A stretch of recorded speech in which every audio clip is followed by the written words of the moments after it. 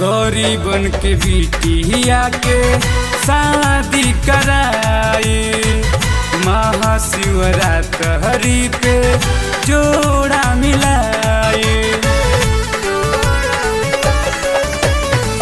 गरीबन के बिटिया के शादी कराई, महाशिवरात्रि पे जोड़ा मिलाई।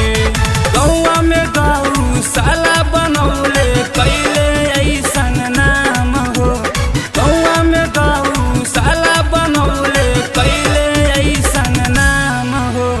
भैया रामेश्वर बनी गईले इहवा के प्रधान हो, भैया रामेश्वर खोराडी के बन गईले प्रधान।